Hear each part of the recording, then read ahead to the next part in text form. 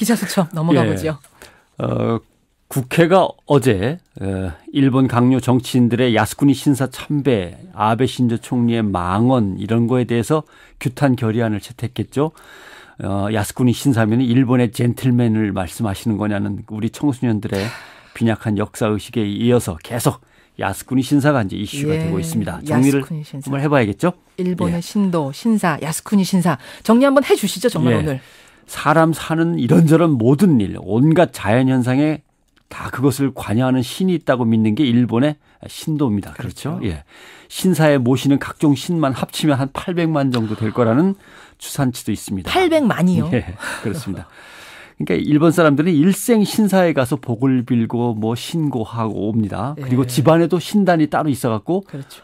출퇴근 아침에 일어나자마자 세수하면서 한번 인사드리고 출퇴근 때마다 또 인사를 드리고 그러니까 일본인의 삶의 신도라고 하는 건 정말 강력하고 풍부한 힘으로 늘 존재하고 있다. 이걸 갖다 우리가 결코 잊어서는 안 되는 거죠.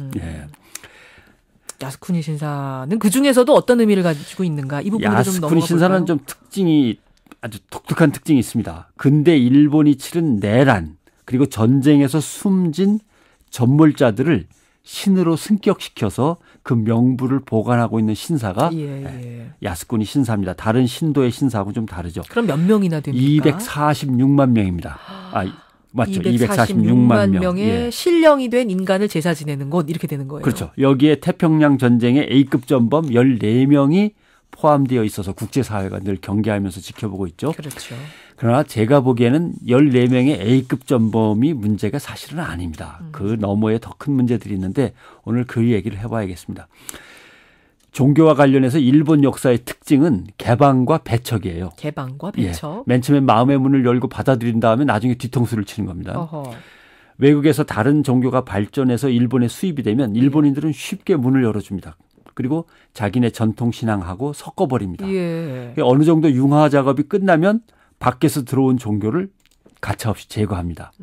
유교는 유교 신도론이라는 거에 의해서 공격을 받았고 불교는 신도와 불교 그러니까 신불습합이라는 과정을 통해서 토사구팽 당했습니다. 불교가 일본에 들어왔을 때요. 절을 세웠을 거 아닙니까?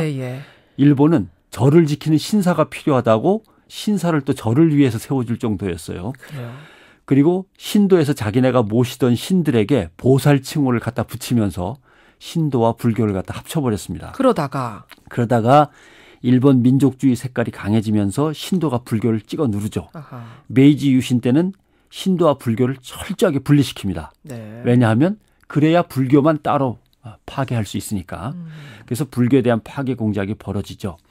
그러니까 일본의 신도는 일본 군국주의와 침략 전쟁을 옹호하는 파시즘 체제로 바뀝니다. 그렇군요. 그러자 일본의 불교도 살아남으려니까 군국주의에 순응하면서 타락합니다. 침략을 일삼는 제국주의 군대를 선전하고 전투 의지를 북돋우는 역할을 맡고 일왕, 그때로는 천황이라고 불렀겠죠. 천황 숭배를 부르짖은 그런 불교가 되어버립니다. 그러니까 이런 겁니다. 생명에 대한 집착을 버려라. 생과 사가 다르지 않다. 네가 죽이는 것과 저 사람이 죽는 건 다 업에 의한 거다. 뭐 어떻게 보면 그럴듯하지만 전사하면 내세에서 다시 태어난다. 이런 말들이 결국 병사들의 전투 의지를 불태우는 거죠. 이런 식의 설득으로 병사들은 자살 특공대가 되고 그렇죠. 침략지에서 학살 저지르고 그러면서도 자기 자신을 변명할 수 있는 거예요. 자기가 죽이면 그 사람의 번뇌와 삶의 고통을 덜어준다고 생각하면서 죽이는 겁니다. 그러니까 남경 대학살이라든가 관동 대지진 때의 조선인 대학살 같은 것들이 쉽게 벌어지는 거죠. 그렇군요. 그러니까 신도와 불교가 이렇게 사상적 종교적으로 뒤를 바치고 있기 때문에 일본이 전쟁에서 패한 뒤에도 전쟁 범죄자들은 과거를 반성해야 되는데 반성하지 않고 우리는 정당했다. 우리는 구원받아서 극락정토에 갈 것이다. 이렇게 이제 믿었던 것이고. 거기서부터 잘못됐군요. 그러니까. 그게 이어지면서 국가 지도자들도 서슴없이 망언과 망동을 일삼고 있고 일본 국민들도 이를 옹호하는 우경화의 길을 자꾸 걷게 되는 것이죠. 아베 총리가 이렇게 망언을 하면 할수록 지지율이 더 올라간다는 거예요. 그렇습니다. 지금 74%랍니다. 사실 246만 명이 야스쿠니 신사에 모셔져 있다고 하는데 그 유가족과 그 자손들을 치면 1,000만 명이 훨씬 넘을걸요.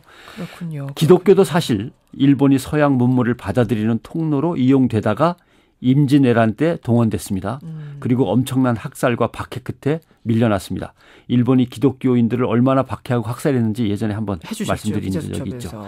대한제국을 일본이 집어삼켰습니다. 내선일체, 일본인과 조선인은 하나다. 다 같은 천황의 신하다. 어쩌고저쩌고 하면서 가족이니 형제니 하다가 징용, 징병, 관동 대학살, 정신대 등등 우리 민족을 짓밟아버린 것도 이렇게 다 처음에는 마음을 열고 받아들인 척 하다가 뒤통수를 치는 일본인의 특성인 거죠. 뒤통수 스타일이군요. 뒤통수 일본 역사입니다. 일본 스타일. 이렇게 그 핵심에 야스쿠니 신사가 있는 그렇습니다. 거고요. 야스쿠니 신사는 국가적 전란에서 사망한 사람들을 이제 초혼 의식을 통해서 신으로 승격시킨 그렇게 해서 대접하는 신사라고 아까 말씀을 드렸습니다.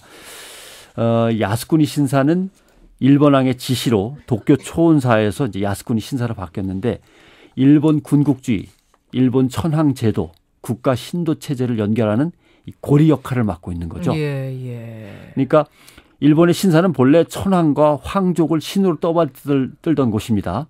메이지 유신 이후에는 귀족과 장군들이 이 신사에 이제 추가로 신이 되었죠. 신이 되어서 떠받들게 됐습니다. 그 이후에 일반 국민이 국가에 의해서 신으로 대접받는 유일한 길이 하나 생겼는데 그게 뭐냐면 일본 왕을 위해서 전쟁터에서 장렬하게 전사하는 겁니다. 신이 되고 싶은 민간인은 그러니까 전쟁터에 나가서 그렇죠. 싸워서 장렬하게 전사하면 되는 겁니다. 어떤 인생을 살았건 문제가 되지 않습니다. 일본 왕을 위해서 전쟁하다 죽으면 신이 되는 겁니다. 청일전쟁, 러일전쟁, 조선진압, 시베리아 만주, 정벌, 중일전쟁, 태평양전쟁. 야스쿠니 신사에 이런 그 인간들이 신이 되어서 이제 대접을 받고 있는 거죠. 그렇군요. 그러니까 야스쿠니 신사에서 떠받드는 신은 자꾸 늘어나요. 일본이 전쟁을 치를 때마다 늘어납니다. 그러니까 또 야스쿠니 신사의 특징은 뭐냐면 국립군사박물관이 그 안에 있습니다. 여기에는 여러 가지 무기들도 진열되어 있는데 특히 자살한 병기들이 진열되어 있는 코너가 따로 있습니다. 일본 병사들이 자살한 무기들. 6천 명의 자살 영웅들을 기리는 설명문도 붙어 있습니다. 야스쿠니 신사에는 옛날에 일본 장교클럽 본부도 있었고요. 일본 제국 제항군인의 군인회관도 여기 있었습니다. 일본이 군국주의를 내세워서 전쟁에 반대하는 국민 여론을 갖다가 강압적으로 짓밟을 때 국가 총동원령을 내릴 때 계엄령을 선포했는데 계엄 사령부도 야스쿠니 신사에 있었습니다. 제가 말씀드리는 군국주의, 천황제, 국가 신도 체제를 연결하는 고리가 야스쿠니 신사라는 증거가 여기에 있는 겁니다. 그렇군요. 그래서 일본인의 삶 속에 뿌리내린 신도와 신사가 새로운 침략, 군국주의의 길로 가지 않도록 우리가 야스쿠니 신사를 자꾸 견제하는 이유가 여기에 있는 겁니다. 이제야 정리가 되네요. 조금 정리가 되셨다면 다행입니다. 더 이상 젊은 10대 아이들이 신사를 젠틀맨이라고 하는 일은 좀 없었으면 좋겠습니다. 제대로 알아야지요. 변상욱대 기자 수고하셨습니다. 고맙습니다.